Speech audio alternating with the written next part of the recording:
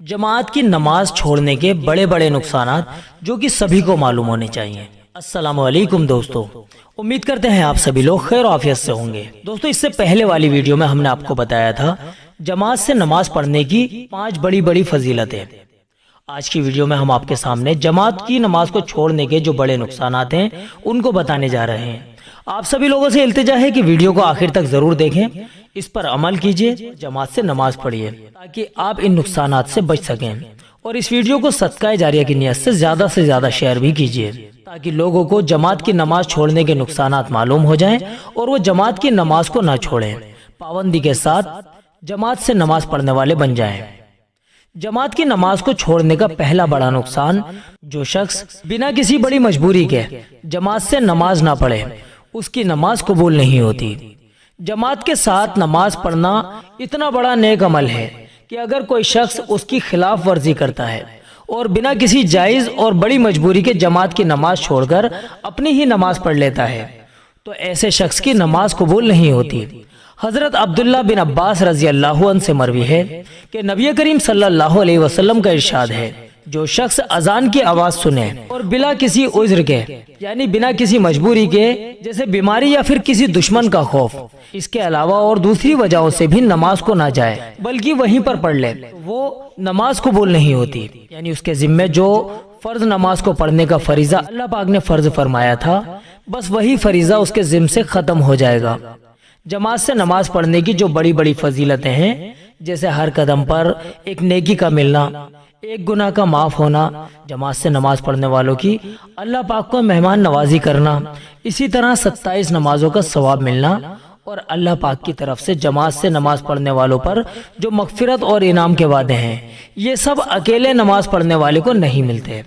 सिर्फ फर्ज नमाज जो उसके जिम्मे थी, बस वही उसके जिम्मे से खत्म हो जाती है। तो दोस्तों, सिर्फ फर्ज नमाज जिम्मे से खत्म हो जाए और जमात की फजीलत और उसके बड़े इनामात अल्लाह पाक ने जो फर्ज जमात को पढ़ने के रखे हैं वो हमें ना मिले तो भला इससे बड़ा और क्या नुकसान हो सकता है। जमात की नमाज छोड़ने का दूसरा बड़ा नुकसान, अल्लाह के हबीब सल्लल्लाहु अलैहि वसल्लम का जमात की नमाज को छोड़कर घर पर अकेले नमाज पढ़ने वालों के घरों को जलाने का ख्याल था। दोस्तों, जमात की नमाज छोड़कर अकेले घर पर जो लोग नमाज पढ़ते हैं और जमात से नमाज पढ़ने के लिए मस्जिद नहीं जाते, उन लोगों पर अल्लाह के नबी ने इतना गुस्सा फरमाया है कि आपका उन लोगों के घर को जलाने तक का ख्याल था।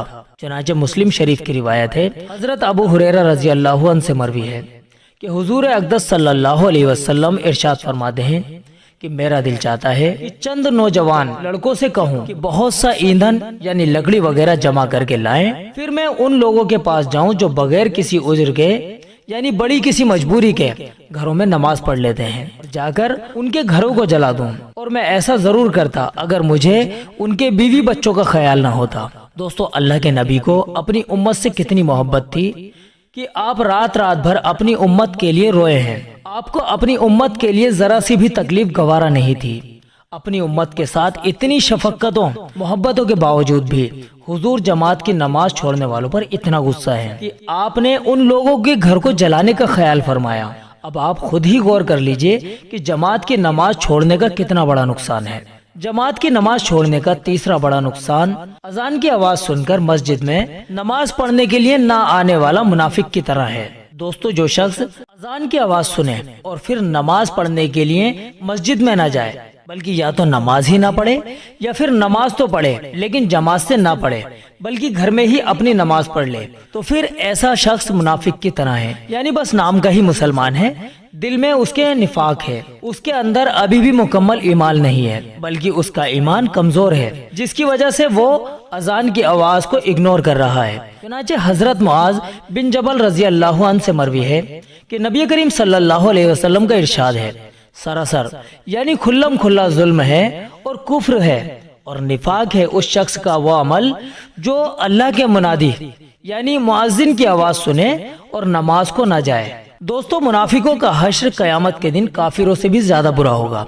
अल्लाह ताला उनको जहन्नुम के अंदर सबसे निचले वाले हिस्से में डालेंगे। अब अगर हम अजान की आवाज सुनकर मस्जिद में नमाज पढ़ने के लिए ना जाएं, बल्कि अपने काम काज में लगे रहें और नमाज कज़ा कर दें, जैसा कि अक्सर हम लोगों में ये होता रहता है कि काम ज्यादा होता है, जिसके चक्कर में या तो जमात निकल जाती है या फिर बाद में अपनी नमाज पढ़नी पड़ती है या फिर नमाज बिल्कुल ही कज़ा हो जाती है।